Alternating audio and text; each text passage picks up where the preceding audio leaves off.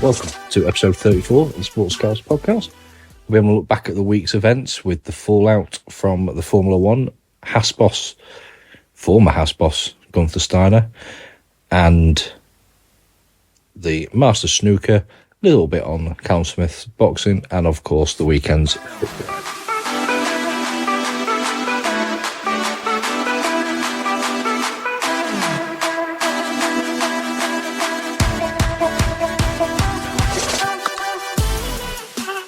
Hello, welcome to this week's Sportscast podcast. How are you both doing?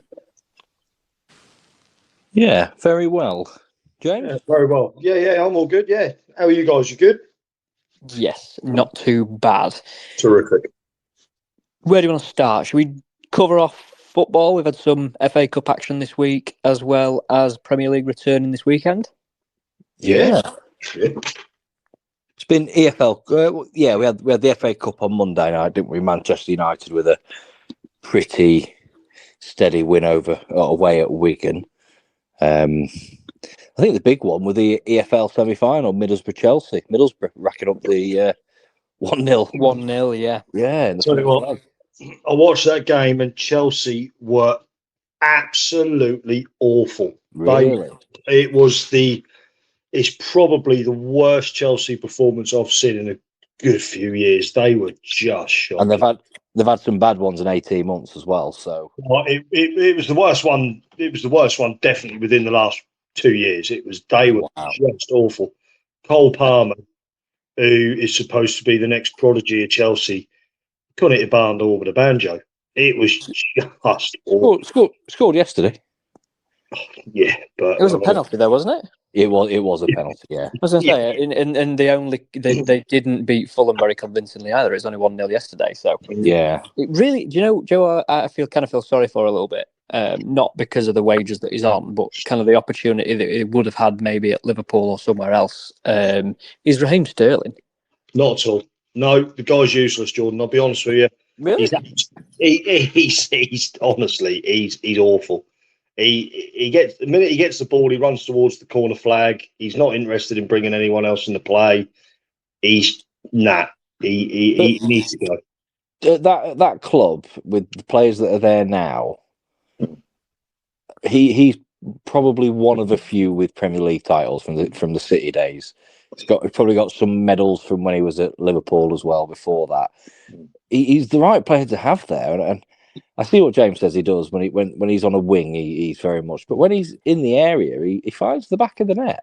Oh, without doubt, when he's in the area, he's a danger man. But it's very rarely you get those wingers in them danger areas, and when he is, when a ball comes over from the back four and they ping a 40-yard crossover towards the wing and he's running with it, he just heads straight to that corner flag. And I'm not a Chelsea fan, but I know a few of them, and it is for them.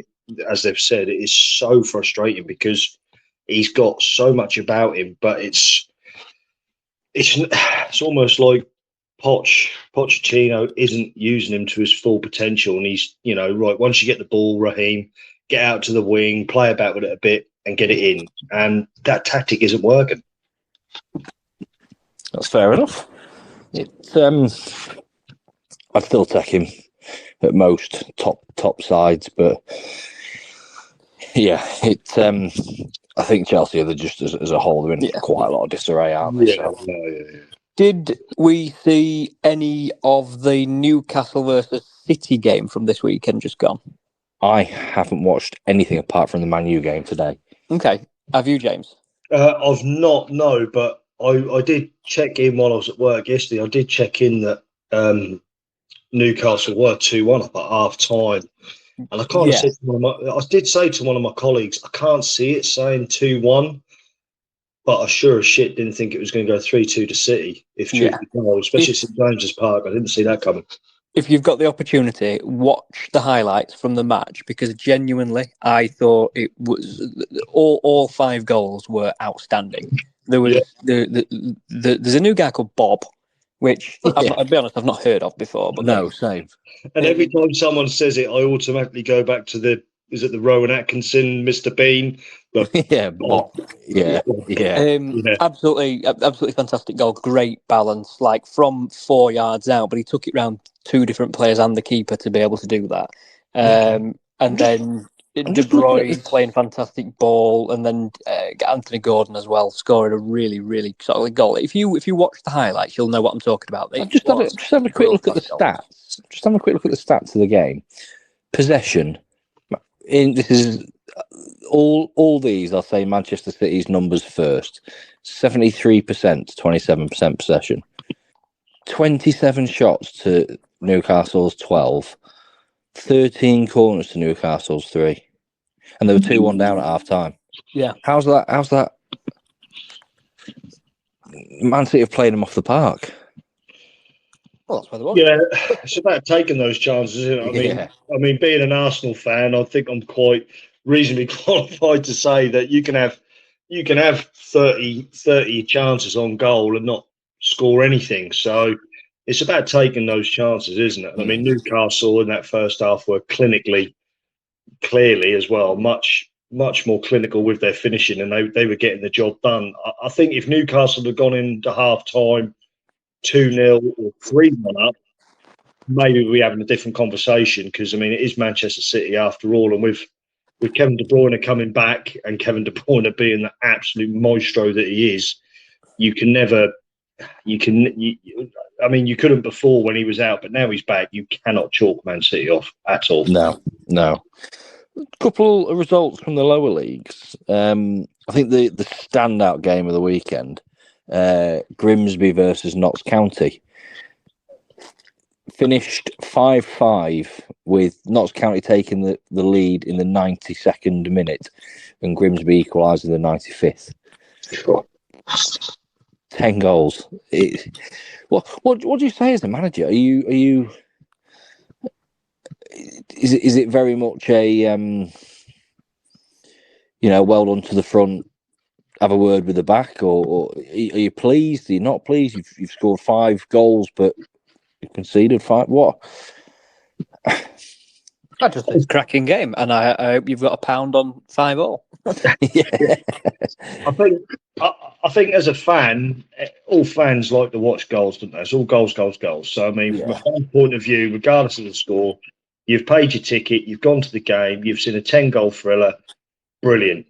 But going back to what you said, Liam, I think if I was savvy and qualified enough to be a manager, which I sure as shit in, I would be more annoyed with the fact that we put 5 in our own net. That would frustrate me more. What's interesting is Grimsby are actually 19th in League Two, with a goal difference of -9, and to be able to put 5 past County any team, Notts County, 5th or 6th. You've thrown that. Also, they've conceded, and this is the reason probably why they're 19th. Yeah. Well, yeah. Go on, James. No, I was going to say to Jordan, you've hit the nail on the head there. You're right. Grimsby are low down. Notts County are storm in League Two, and you're right. Brilliant. You've put 5 past the top team, but this is why you're 19th, because you're letting 5 goals in the game. Get that. 2 games got abandoned in League One. Bolton, Cheltenham. Bolton had a fan taken on well, who I've seen on Twitter. I'm not sure if true, but has sadly passed since. But the Reading Port Vale game, after 16 minutes, the Reading fans stormed the pitch. Like, absolutely. It's the usual brigade of Samba wearing, Stone Island repping fucking arseholes, though, isn't it? Yeah, absolutely. But I was listening to something today on the radio about that, because I didn't know anything about it until this morning on my way into work, and it's all to do with the it's supposedly all to do with the owners. The fact that they've cut the funding for the youth team, for the women's team, that they're not pumping money into it. They're kind of doing a Glazier type of thing. They're taking money out of the club for their own interests, but at the same time, totally get what Jordan's saying. It's your Stella Staffy Ryden, Stone Island dickheads that have got to ruin it. So Reading have their fans have ruined it for themselves, really. It's the people that have never been to the women's game. It's people that have never been to watch the youth play and put a fiver in their till and a pint. And it's those people that are just want to go out never done it. And it's those people that have ruined it for the rest of everybody, and their match has been abandoned. It's now going to, we're talking about it, it's going to have that knock-on effect. It's going to trickle down. It's not going to give them a good reputation, and it's going to affect the gate. It's going to affect the away teams going to. I don't know if it's still called the Majeski, but still going to that stadium. Oh, it wasn't Majeski, was it JJB or whatever it was? Yeah, it's going to that, and it's going to have a massive knock-on effect. And you're right, it's the type of people that don't really give a shit about that. Yeah. The Championship, probably the best game would be Southampton, 19th game unbeaten in a row. Do you know what? I'd disagree with that. I'd say it would be the Leicester game the other night. Yeah, yes. It was the lunchtime kickoff, wasn't it? On Saturday? No. I don't think so. Maybe, but it's the fact that Leicester were 1-up with 10 minutes to go, and Coventry got 3 goals in the last 10 minutes. Yeah, they did. Yeah. I'd probably go with that. I keep an eye on Southampton. Adam Armstrong left Blackburn to play with Southampton in the Premier League. They subsequently got relegated to the Championship. He's back in the Championship and he's just scoring again for fun. So whenever I see his name pop up on Sky Sports Soccer Saturday, I am keen. But F1, Jordan, quite a turbulent week, really.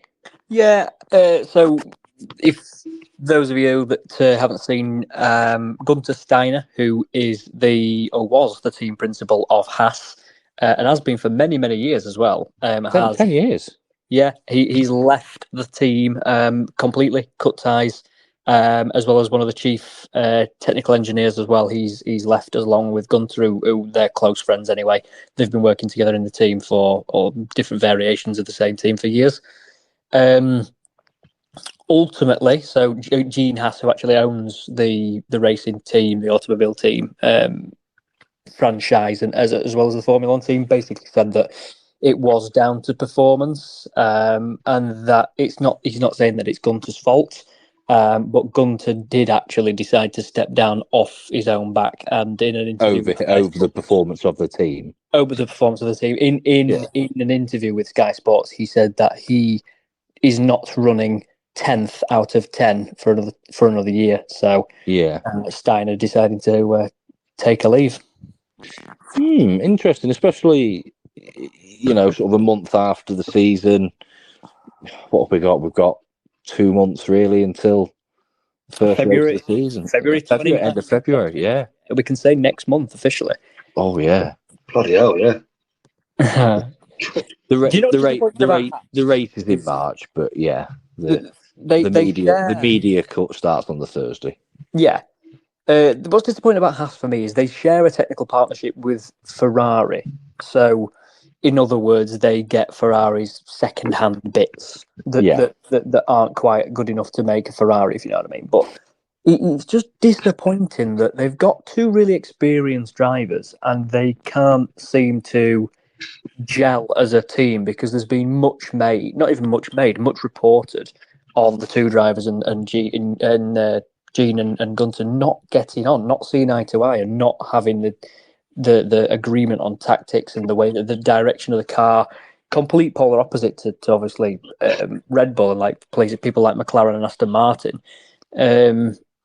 It's just a shame. I can't see what the new team principal is going to bring. A guy called Ayo Kotsumatsu or something like that. He's a Japanese engineer who's worked for Haas for a number of years. So I hope he has better form, but at the same time, I like Williams. I really want Williams to do exceedingly well, and I want them to be the kind of I want them to be sixth, ahead of all the back markers, basically. Yeah.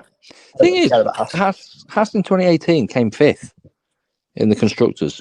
Yeah. And then and then it just went 9th, 10th, 8th, 10th. Yeah. It's and that year Roman Grosjean, Kevin Magnussen, that is a pretty strong at the time. It would have been a strong team. Well, there'd have been a young team then as well, but it's a shame. Gunther was a character in Formula One. It's a shame to lose him. Exactly. Last night, Callum Smith wanted to become a two-weight world championship against Artur Bertabiev in Quebec, the Russian, but the 14 Quebec. Unfortunately, Callum Smith lost in the 7th round, and he was down on all cards. Callum Smith, I don't know for anyone listening, he's a Scouse boxer, but his family, there's like 4 sons, and they've all been world champions at their weights. It's very. How shit would you feel if you're Callum Smith then for not doing it? Your brothers. No. He's already been a world champion. Oh, has he? At a weight, he's gone up a weight to try and win another. Oh, okay, fair enough. I'll be honest. He's probably been the most successful of the 4 as well. Yeah. But imagine it's like Eli Manning and Peyton Manning, the 2 quarterbacks, arguably 2 out of 5 best quarterbacks probably of all time in the NFL. There is a 3rd brother who played basketball, but he didn't quite make the NBA, and he played in like the leagues below. Imagine Christmas when you go back home, or Thanksgiving you go back home and I've just signed a new deal worth 80 million a season, and I've made the Super Bowl this year, and then it's the 3rd one. What have you done this year? Got a promotion at Walmart. Yeah, and it's like that is not that there's anything wrong with working at Walmart, but no, but when your 2 brothers are 2 of the most successful quarterbacks of all time, no matter what you do, it's underwhelming. Yeah. So, snooker. There's been a fantastic week of snooker. We saw at the Masters, Ding Junhui hit a 147, which for me, as we've said the other week, was probably it's the thing I would want to see most in sport. I'd love to see one live. He did unfortunately lose the match to Ronnie O'Sullivan, but then that was only the second 147 that's ever happened at the Masters tournament. Really? Yeah. And then last night, Mark Allen goes and knocks in another 147. So Ding, so what hit a maximum 147 in this tournament. Sorry, when you said that, I thought my microwave had finished. Sorry. you get 15 grand for hitting a 147 in this. God. But if someone else hits it, you share it. So tie it. So Mark Allen's just done it, and he's like, he's achieved for me one of the greatest feats in sport. And I'll be honest as well, I think it wasn't the greatest 147 because that had to be Ronnie O'Sullivan's one that he did in like 5.5 minutes. But I think it's very close to being second because it's arguably the second best one, or it's one of the worst ones because there was a few really difficult shots that it was like, oh my God, this is like, he's not going to make this. So it's like, it's almost over, unlucky kind of thing. But he didn't, and he's made them. And and that was Friday night because he then lost last night to Ali Carter, who playing O'Sullivan today and tonight. And Ali Carter is currently 6-3 up in that.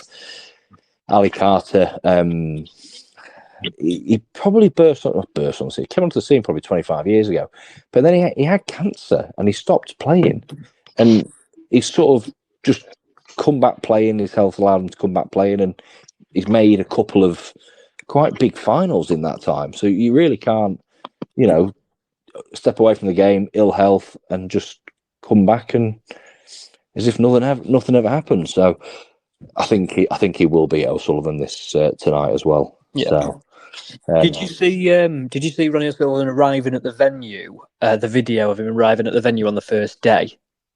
No.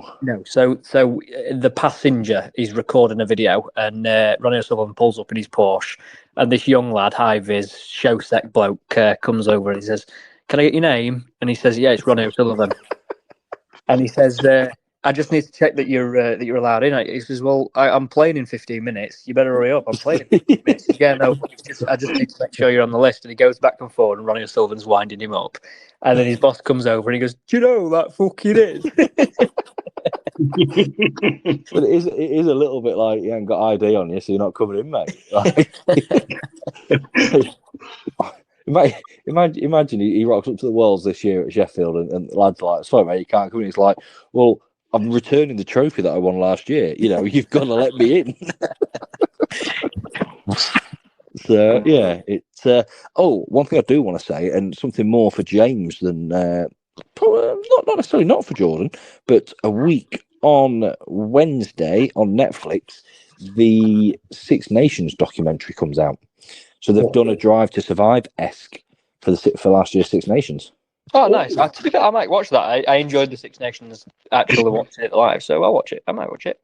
Good. I mean, those types of documentaries are brilliant. I meant to say to you guys weeks ago now in regards to the Formula One, I watched it on Disney Plus. Have you seen that Brawn documentary? I haven't. Have you, Jordan? No, I haven't got Disney Plus. Oh, I'll tell you what. I mean, I'm not a Formula One. I'm not a massive Formula One fan, but I do remember that era when Jenson Button just dominated in that Brawn car, and it's a really good documentary. It's hosted by Keanu Reeves, and Keanu Reeves, you wouldn't think, yeah, I know, and you wouldn't think of somebody of his stature and fame would overly be that knowledgeable on Formula One, considering it's not really that big in America, but it's awesome. You need to watch it. I was absolutely engulfed in it, and I thought it was absolutely phenomenal. So if this Six Nations one that you've stated coming out on Netflix, the thing to go by, because I do like all those. They done all nothings, and they've done a Man City, and they've done a Tottenham, they've done Toronto Maple Leafs. Have you watched the Maple Leafs one? Loved it. I loved it. Absolutely loved it. Yeah, and but if you two do get the opportunity to watch that Brawn one, you've really got to give it a go. It's brilliant. I mean, if I enjoyed it, and I'm not a big fan, Jordan, you'll love it. What is it? Is it a 6-part series, or just like a 2-hour special? What's three 1 hours type thing, and it just takes you from how they came about, how Ross Brawn kind of, and how various I can't remember their names, so you'll have to pardon me on it, but how they left other teams to go into it, and how Ross Brawn kind of not cheated, but kind of manipulated the rules in that. Is it that double diffuser and things like that, and how they come back, and then 1 minute that all the workers at a factory that I can't remember, it's a Japanese firm, all of a sudden minute they've got no job, and the next minute they're part of the fair pale. Or it is brilliant. It does catch you, and it gets you going. So I really recommend it. I really do. I might catch that. Yeah, give it a go. Right. Have you seen much of the NFL this weekend, anyway, boys? I haven't. I did see the Kansas City Chiefs play, and they set a new record. Do you know the record? Absolutely done. Pardon? The Kansas City Chiefs today, sorry, this is a today one, so it's an update. They've absolutely hammered the Miami Dolphins, 26 points to 7. Yes, but did you see the record that was broken? I've heard that a record was broken, but I don't know what it was. I wasn't overly... The temperature inside the stadium was minus 20. Oh, my God. And they're playing in cut-off shirts and lycra. Well, I don't know about you, but I often rock around in lycra in the winter. So something there for everybody in that one. Hey. Yeah, so -20, the coldest the game's ever been played. There's been Steelers and Bills have all got rescheduled because of a storm warning, but Yeah. I've not caught. I know that I did see that Bill Belichick has left Patriots after 24 years. Well, that's what happens when you lose your star quarterback, isn't it? And you don't do bugger all for a couple of years. That's very true. You get found out, don't you? Yeah, it's not ideal. No. Next week, there's not sort of many big games, I suppose, on the Saturday. You've got Leeds Preston, which is obviously a biggish game at the top of the table. But again, we're going to probably be going more into sort of around the Six Nations, with the Six Nations camps being announced. A steady week this week. You've got obviously the FA Cup. You've got the third round replays happening this week, so quite a lot of games really. And then you've got the winner of Eastleigh versus Newport, which I believe playing Manchester United, that's been picked for the BBC. So quite a big game. One super quick thing that we haven't mentioned before we wrap up is the Africa Cup of Nations has started, hasn't it? Oh, yes. I did watch a little bit of that last night, actually. The Ivory Coast game. I've not seen a game of it. It always, I've watched it in the past. It always brings decent games because you've got some really, really talented, really, really good players in there, but you've also got some like League Two-esque players. So it's a real massive mix of talent. And obviously, Senegal are odds-on favourites to win, probably the best team in the tournament. But you get some really, really good results. You get some really, really good football as well. It's enjoyable to kind of flick through the highlights, but not to sit and watch all. It's very attacking. You know what? Very attacking, exactly. Totally agree with that, Jordan. Absolutely. I mean, you've got a team like Nigeria that have today played, and they've got some. In the past, they've had some big name players that play for them. They're playing a team, Equatorial Guinea. I mean, could you name an Equatorial Guinea player? No, but they held to a draw. So I mean, you're right. It's not the most exciting football in the world, but it does throw up some really interesting watches, if that makes sense. Yeah, I know it's kind of a bit of a contradiction there, but Egypt, who you've got people like Mo Salah playing for, playing Mozambique. Well, bloody hell, you know. Yeah. So I quite like these. I mean, you've got the Asian Cup as well going on, haven't you? You know, so as well, I believe there's a few games in that tomorrow, along with Senegal. They're playing Gambia tomorrow and Cameroon, Guinea. I'll be honest. I've just had a quick scooch at the Equatorial Guinea team, and my plan was to go. You've not heard of so and so, but you can't, can you? They've got a defender that, yes, he's only 20. He plays for Huddersfield Town B, so he's in the B development squad for Huddersfield. So yeah, he's playing international football in a major tournament. It's unbelievable, isn't it? Can you imagine the temperature difference between Equatorial Guinea and Huddersfield? slightly damper in Huddersfield. I'm just looking at where some of these. Basilio Rieno, he's 19, midfielder, plays for Burnley under 21s. I tell you what, again, that's worse than Huddersfield. That is the arse end of nowhere. So, and that's what I mean. You got players like that. I mean, I think Jordan alluded to League Two players, but I mean, you got players that are not even bloody in the first team, national league teams. You know, so and when you watch it, it's really interesting and really fun to watch. But like Jordan said, I couldn't watch a full 90 minutes of it. No, it wouldn't do. Do they still take the Venezuelans into the things? Is it all? Oh, the Vuvuzelas? Yeah. Oh, bloody hope not. They were fucking awful, weren't they? God almighty. They were bloody horrendous. Right. We will catch up next week. Keep an eye on the Africa Cup of Nations because I know it is a big one. It affects the Premier League as well. So I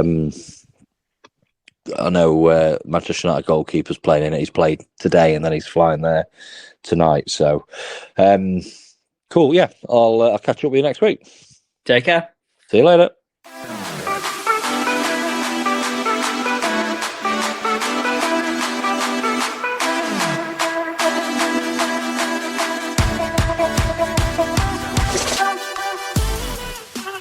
Thanks for joining us this week on the Sportscast podcast. As normal, you'll get us on our social media, Instagram and X, formerly Twitter, at SportscastPod UK. Join us again next week.